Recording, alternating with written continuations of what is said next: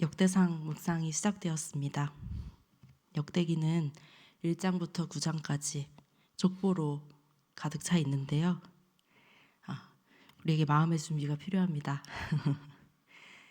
말씀을 전하는 우리도 힘들고 묵상하시는 성도님들도 힘들 수 있는 족보가 계속 이어지는 시간이 한동안 지속될 것 같습니다.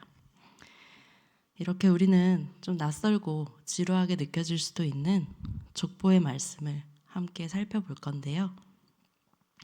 이 족보 속에는 잊혀진 이스라엘에게 보내는 하나님의 강력한 메시지가 담겨 있습니다. 성경에 기록된 이 족보, 계보에 대해서 설명을 들으신 적이 있을 것 같습니다. 우리에겐 지루하게 느껴지는 이름들의 나열이지만 하나님은 족보를 굉장히 중요하게 여기셨습니다. 족보는 곧 하나님께서 기억하시는 이름들의 나열이거든요. 하나님이 기록하신 이 족보를 살펴보면 사람이 기록하는 족보의 방식과는 차이가 있다는 것을 금방 알 수 있습니다. 아담으로 시작해서 예수님께로 이어지는 이 계보에는 완전하고 흠없는 사람들, 세상에서 인정받은 사람들만 기록되어 있지 않습니다. 오히려 세상에서 보잘것 없었거나 심지어는 손가락질 당했던 그런 사람들이 무려 예수님의 계보에 당당하게 이름이 기록되어 있는 것을 보게 되지요. 사람은 족보에 흠이 없기를 바라고 문제될 만한 사람들을 족보에서 지워버리지만 하나님은 그렇게 하지 않으십니다. 오히려 하나님은 이 족보를 기록한 방식을 통해서 너희가 바라보는 시선과 나 하나님이 바라보는 시선에는 이렇게 차이가 있다는 것을 드러내시고 지금 너희 역시 세상에서 너희를 바라보는 것과 나 하나님이 너희를 바라보는 방식에 분명한 차이가 있다는 것을 말씀하고자 하시는 것입니다. 그러니까 이 족보는 하나님께서 자기 백성을 기억하시는 방식은 어떤 것일까에 대한 설명이 담겨 있다고 보아야 하겠습니다. 우리는 이 족보를 살펴보면서 나의 이름은 과연 하나님께 기억되고 있을까? 하나님께서 당신의 자녀 계보에 나의 이름도 자랑스럽게 올려주실까? 돌아보아야 하겠죠? 이 역대상하, 역대기는요, 열왕기와 상당 부분 내용이 겹칩니다. 그런데 왜 이렇게 내용이 중복되는 성경이 굳이 또 기록되고 여전히 정경으로 남아서 우리에게 주어지는 것일까요? 그것은 열왕기와 역대기가 쓰인 목적이 전혀 다르기 때문입니다. 열왕기는 이스라엘 백성이 바벨론 포로로 잡혀 있을 때 쓰여졌고요.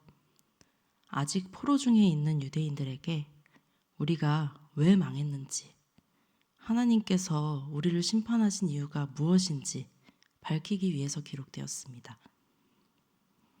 하지만 역대기는요, 이스라엘 백성들이 바벨론 포로 생활에서 돌아온 뒤에 쓰여졌습니다. 페르시아의 왕 고레스의 칙령으로 일부 백성들이 유다로 귀환했는데요. 겨우 포로 생활에서 벗어나서 우리나라로 돌아왔는데 돌아와서 마주한 현실은 비참하고 초라했습니다. 예루살렘 성벽은 무너졌고 성전은 폐허가 되어 있었습니다.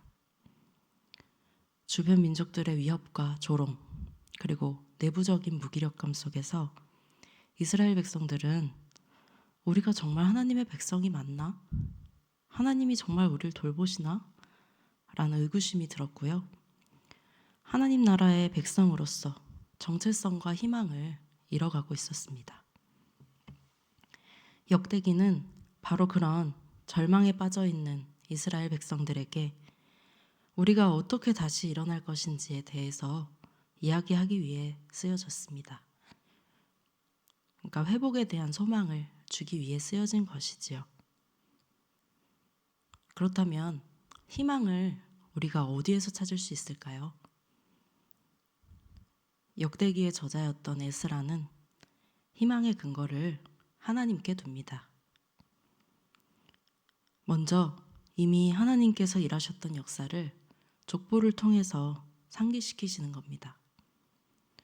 새로운 이야기는 아니고 이스라엘 백성들도 이미 다 아는 이야기이지만 그것을 하나하나 다시 짚어주면서 이거 봐, 너희도 알잖아. 하나님이 어떻게 일하셨었는지 기억하잖아. 하나님은 정말 살아계셔. 이번에도 하나님이 일하실 거야. 이렇게 이미 우리가 경험한 하나님을 근거로 앞으로도 희망을 가질 수 있다는 것을 말하고 있는 것입니다. 역대기의 맨 처음 족보를 통해서 에스라는 말합니다. 하나님은 우리를 잊지 않으셨다. 아담으로부터 시작된 하나님의 언약의 계보는 아브라함을 지나 이스라엘을 거쳐 바로 지금 우리들에게까지 이어지고 있다. 그러니까 이스라엘의 역사는 바벨론에 망하면서 끝난 것이 아니라 여전히 계속되고 있다는 것. 하나님은 여전히 일하고 계시다는 것을 이 족보를 통해 말하고 있는 것입니다. 역대기에서 이 계보는요, 다윗의 이름까지 이어지는데요. 우리가 아는 것처럼 다윗은 누구의 조상입니까? 네, 바로 우리 예수님의 조상입니다.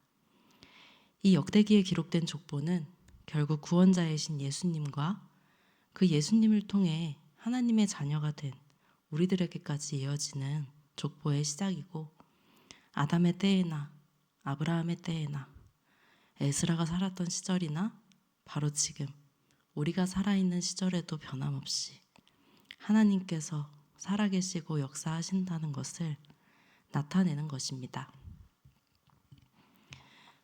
바벨론 포로 생활에서 돌아와 참혹한 현실을 마주한 이스라엘 백성들의 마음을 상상해 볼까요? 내 삶에 고난이 조금만 지속되어도 정말 하나님이 계신가? 하나님이 나와 함께 계시나?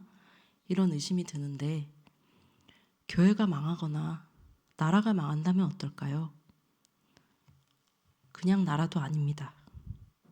하나님께서 직접 세우셨고 하나님이 주신 율법이 곧 나라의 법이었고요. 하나님이 우리를 통치하시고 보호하신다는 그 자부심으로 살아가던 이스라엘입니다. 그 이스라엘이 처참하게 망했습니다. 북이스라엘은 아수르에 멸망당했고 남아있던 남유다도 바벨론에 멸망하면서 하나님께 예배드리던 거룩한 성전, 하나님이 계시다고 믿었던 그 성전까지 박살납니다.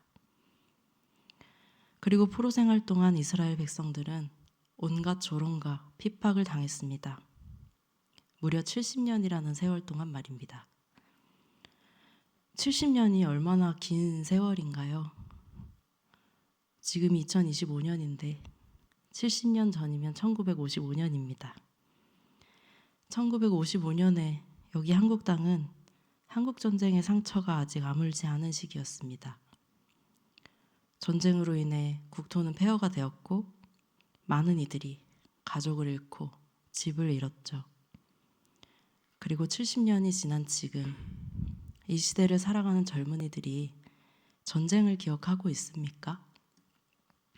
역사책에서 배우기는 하지만 전쟁이 일어나기 전 한국의 상황에 대해서 우리 젊은이들이 얼마나 공감하고 있을까요?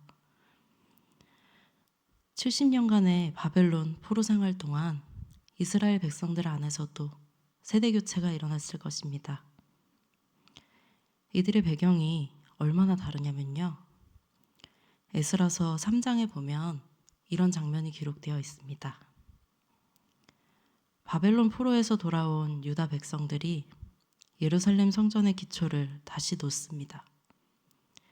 이 역사적인 순간에 이스라엘의 젊은 세대와 나이 든 세대의 반응이 엇갈립니다. 젊은 세대는 기쁨으로 환호하며 찬양합니다. 아, 성전의 기초가 다시 놓였어. 이제 회복이 시작되는 거야. 이제 이런 소망에 찬 기쁨이죠.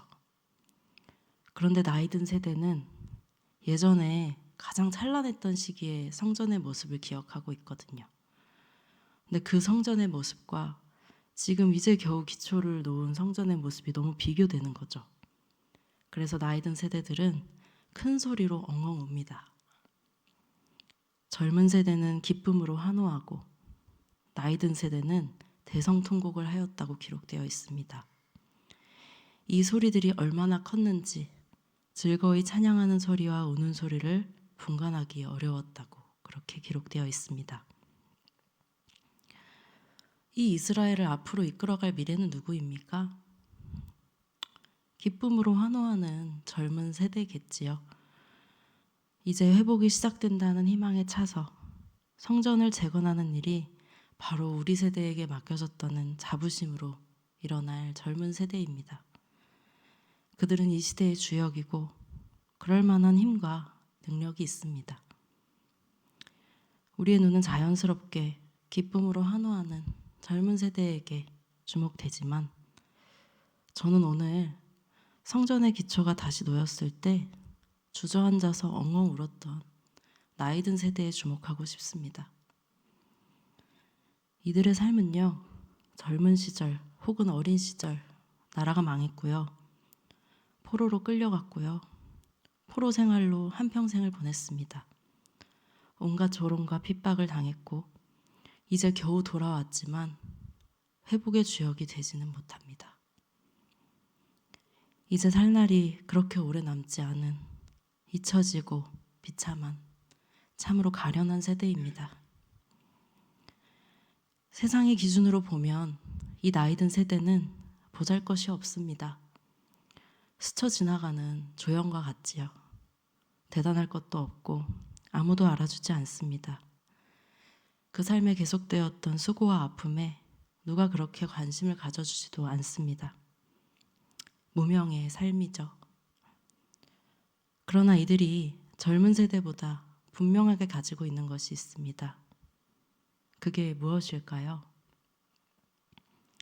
하나님을 경험한 세월입니다.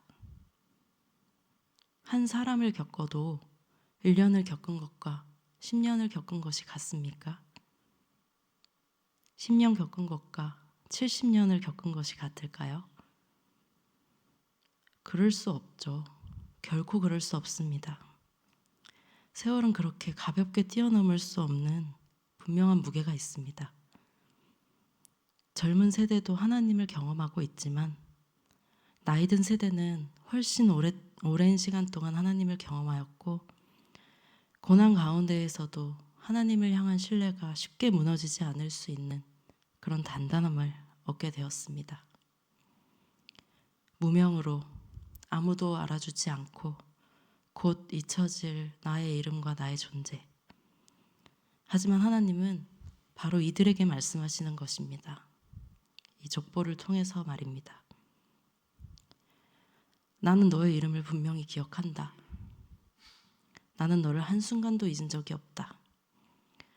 너는 나의 백성이고 나의 사랑하는 자녀이며 너무나 소중하고 존귀하다.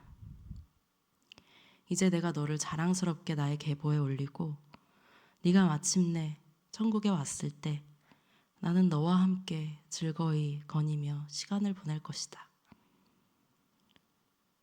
말씀을 마치려 합니다. 이름이 유명하고 사람들이 그 이름을 쳐준다고 해서 하나님의 족보에서 의미가 있어지는 것은 아닙니다. 하나님의 족보에서 의미가 있는 것은 예수님을 믿고 하루하루 살아가는 것, 오직 그것뿐입니다. 이 세상을 바꿀 만한 엄청난 개발을 했거나 모든 사람들의 존경을 받거나 거기까지 갈 필요 없이 우리 주변에 눈에 띄고 주목받는 사람들, 성공한 것처럼 보이는 인생들이 많이 있지만 그런 것들은 하나님 앞에서 전혀 의미가 없습니다. 눈에 띄지 않고 특별할 것 없는 인생일지라도 하나님을 바라보고 묵묵히 살아온 여러분의 이름은 하나님의 계보에 기록될 것입니다. 저에게 이 사실은 참 위로가 됩니다. 여러분께도 이 사실이 위로가 되시면 좋겠습니다. 기도 제목을 나누겠습니다. 첫 번째는요. 하나님, 우리 이름이 하나님의 계보에 기록되기를 원합니다. 주어진 자리에서 묵묵히 믿음을 지키며 살아갈 수 있도록 은혜를 주시옵소서. 두 번째는요. 하나님, 세상의 기준이 아닌 하나님의 기준으로 오늘 하루를 살아가게 하시고 주목받고 기억되는 인생이 아니라 오직 주님 앞에 충성된 인생을 살기 위해서 애쓰는 삶이 되게 하시옵소서. 함께 기도하시겠습니다.